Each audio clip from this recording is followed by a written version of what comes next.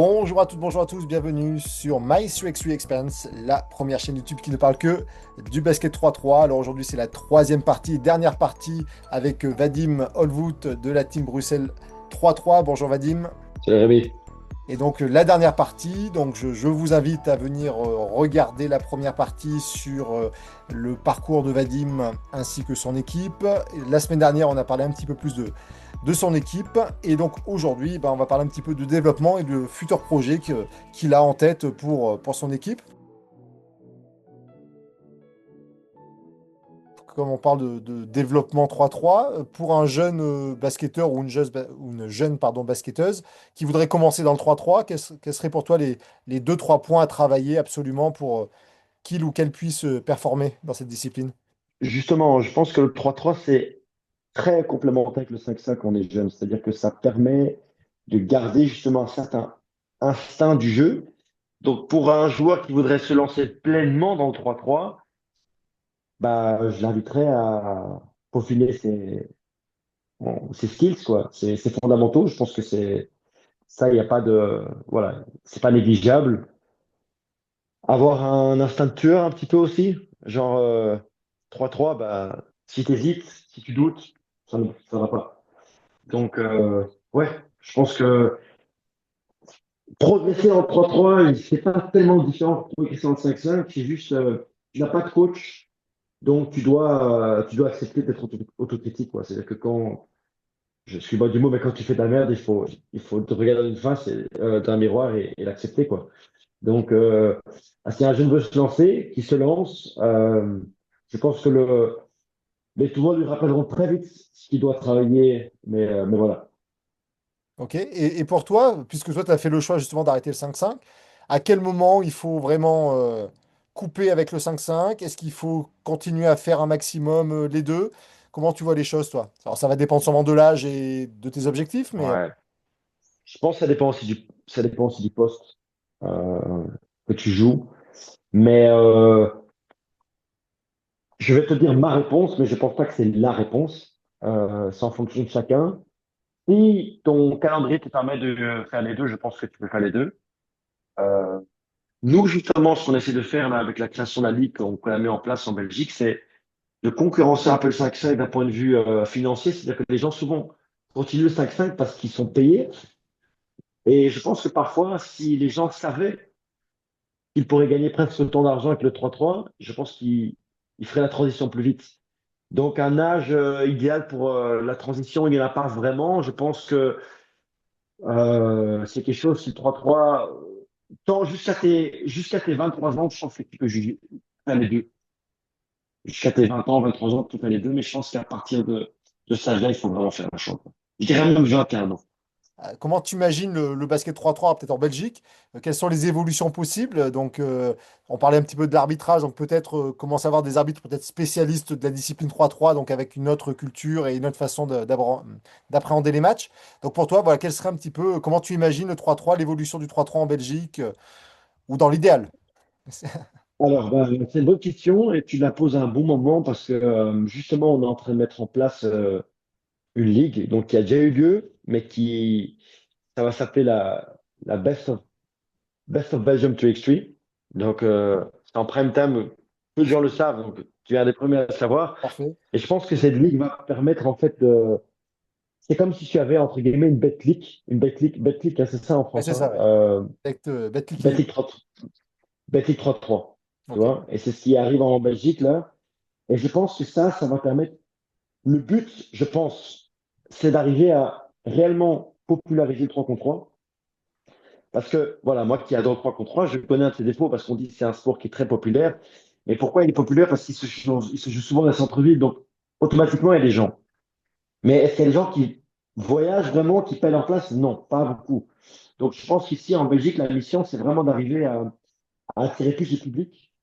Qui dit plus de public, dit plus de moyens. Qui dit plus de moyens, dit plus de joueurs qui sont intéressés de jouer.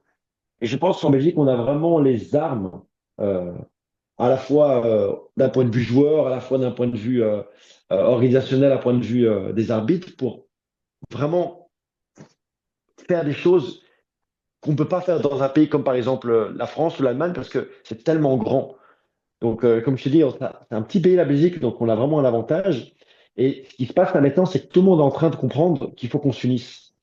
Et donc, on travaille beaucoup en collaboration avec d'autres équipes. Les deux fédérations, enfin, les fédérations, elles nous donnent énormément de liberté.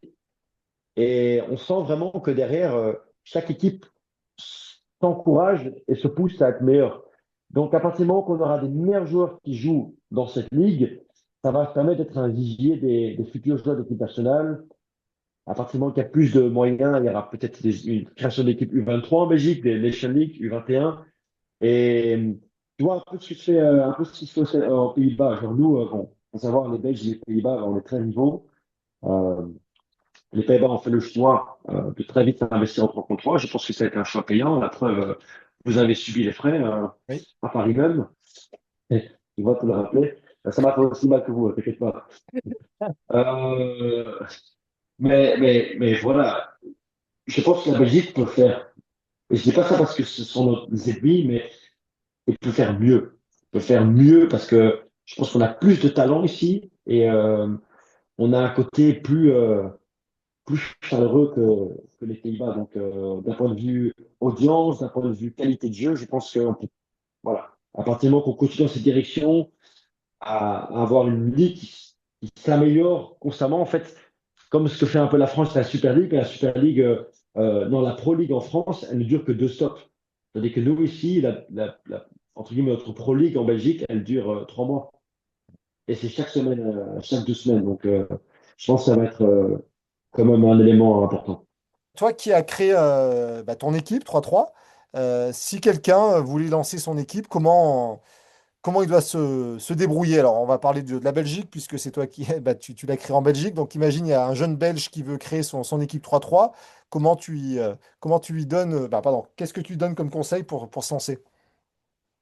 Ben, je dis, qu'il se lance à sa propre échelle, qu'il n'ait pas peur de commencer avec des amis proches et voir comment les gens s'impliquent. Bon, si quelqu'un a des moyens, bien sûr, si un Belge a des moyens, qu'il a investi dans des bons joueurs, hein, ça c'est bien sûr, mais voilà, c'est commencer.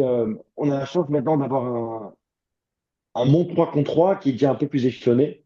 Ça veut dire que tu peux commencer par des tournois un peu locaux, puis derrière évoluer, faire des trucs régionaux, puis après des trucs nationaux. Donc, mais qui fasse une équipe, qui donne de l'identité à son équipe, et qui, fur et à mesure, je pense qu'il y a vraiment une fierté chez les gens à représenter leur ville, et je pense qu'il faut aller puiser là-dedans.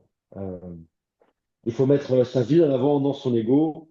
Enfin, nous, personnellement, ce qu'on fait avec Bruxelles. Donc, on est vraiment, vraiment fiers de représenter Bruxelles. Et on prétend pas être Bruxelles, mais c'est juste que nous, voilà, on y vit, j'y ai grandi, j'y peux rien, hein. Euh, mais donc, euh, mais donc, je pense que voilà, ce serait se penser, voilà, commencer à son échelle, s'entraîner avec les mêmes groupes de gars à chaque fois, pas changer à chaque fois d'équipe. Euh, ne pas avoir peur de s'approprier un nom, de s'approprier une ville, euh, parce qu'après, forcément, les gens qui voudront se représenter, il y aura des mélanges et ça peut amener à des choses, quoi. Donc, voilà, se lancer, se lancer, se lancer. Pour ton équipe, Bruxelles 3-3, quels sont les projets que tu aimerais développer ou qui sont en cours de développement pour les futures années? Comment tu vois les choses? On aimerait tourner agrandir un peu le noyau. Euh, voilà, je sais pas pour combien de temps j'en ai encore, moi, en tant que joueur. J'espère le plus longtemps possible. Mais à partir du moment que je me sens dépassé, j'hésiterai pas à changer de casquette, être 100% coach. Mais donc là, vraiment, je pense que le but, c'est réellement pas s'imposer, ouais, avoir une place concrète dans le monde des challengers, des World Tour et tout ça. Donc, je pense que c'est vraiment là, ce qui nous fait défaut, c'est ce qui permettrait d'ouvrir beaucoup de portes. Commencer par exemple, ce que fait Anvers, eh ben, voilà, si on arrive à ce niveau-là, c'est vraiment ce qui nous permettrait de fonctionner à plein régime parce que maintenant, on est encore un peu coincé euh, financièrement. Euh, mais voilà, le but aussi, c'est, moi, comme je te dis, j'ai une académie de jeunes, des très jeunes. Ça va de 5 ans à 13 ans. Au sein de la ligue qu'on a créée, on a mis une équipe qui s'appelle Saint-Gilles. Je dis pas que Saint-Gilles, c'est le quartier auquel on vient. Je dis pas que ces joueurs vont après représenter l'équipe, mais c'est l'idée, c'est d'avoir une continuité Et on est la première génération de Bruxelles dans le monde 3 contre 3, mais il faut pas qu'on ait qu'une seule, quoi. Donc, concrètement, on va dire sur le court terme, pour répondre à ta question, eh ben, c'est de passer un cap au niveau des challengers et des retours. Je pense que la structure qu'on a, elle est vraiment bien là. C'est-à-dire que, allez, à partir du moment qu'on peut se professionnaliser, c'est-à-dire que là, dans notre équipe, personne n'est payé, c'est important de le dire. Tout le monde travaille sur le côté.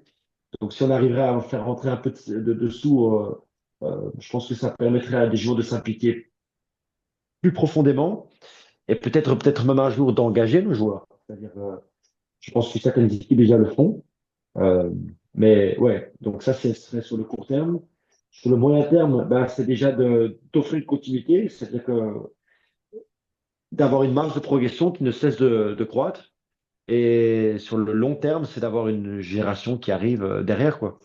Et là, pour clôturer ces trois interviews, quel est ton meilleur souvenir et ton pire souvenir en 3-3? Euh, alors, le pire souvenir, c'est un peu paradoxal, mais c'est notre qualification à Debrecen en 2022. Donc, c'est un grand moment, parce que ça fait 3 ans qu'on bosse très dur pour se qualifier. On se qualifie, et je me vois à la télé en train de défendre et prendre un shot dans la tête et de perdre au buzzer. Et je fais un très mauvais match. On fait un tournoi où à la fois, ben, tu touches de près les étoiles, mais tu te brûles, quoi, parce que voilà, ça s'arrête là. C'est ça qui est un peu cruel dans 3 contre 3, mais c'est ce côté, ok, tu as fait tout ce chemin pour en arriver là et tu échoues à la première marche, quoi. Donc, ça m'a fait très mal, je t'avoue. C'est un des pires souvenirs que j'ai eu, même si l'expérience, c'est incroyable. Et le meilleur souvenir, ouf, j'en ai beaucoup, hein, je t'avoue. J'ai pas mal de victoires. Tous les gros tournois qu'on a gagnés, chaque fois assez incroyable. Euh, mais allez, je ne saurais pas te dire. Alors, je n'ai pas encore connu le moment où je dis euh, tout ce que j'ai fait m'a amené ici. J'ai pas encore connu ce moment. Je pense que ça va venir, mais j'ai pas encore connu ce moment, je t'avoue. Merci Vadim Ouais. d'avoir passé ces 3 semaines avec moi pour nous présenter ben, ton pays, ton équipe et ton parcours. Merci à vous de nous avoir suivis. N'oubliez pas de liker, de vous abonner et de vous partager. Et puis je vous dis à une prochaine fois. Bye. Bye bye.